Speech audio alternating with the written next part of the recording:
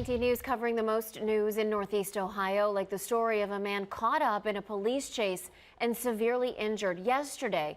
You heard from his fiancee and the toll this is taking. All new at 3, Winnie Dortch taking a closer look at the suspect's criminal background before this crash. This is Brandon Ryan. The 40-year-old is accused of causing a deadly crash in Elyria on August 22nd. 2 people were killed. Both were passengers in his car. A third victim in a separate car. Robert Vermelker now fighting for his life in the hospital. 19 News talked to the 48-year-old's fiancee, Christy Helbig. I am frustrated because that's ridiculous.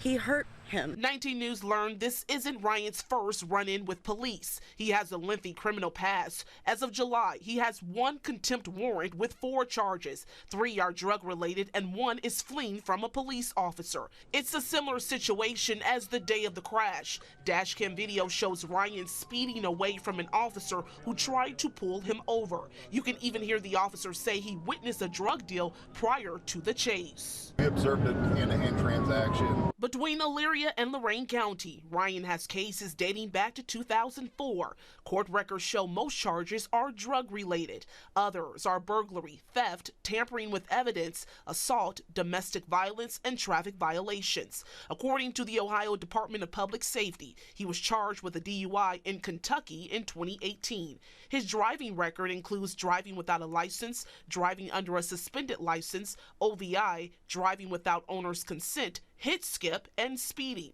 He was driving under a suspended license the day of the crash. Records also show he was involved in 4 accidents. Helbig spoke about Ryan's past. He killed 2 of his passengers. He has a long list of crimes. But she hopes this unfortunate incident will bring change. I hope that maybe, he can get his life together. 19 News reached out to Ohio State Highway Patrol. Ryan could face charges from the crash as well. In Lorain County, Winnie Dortch, 19 News.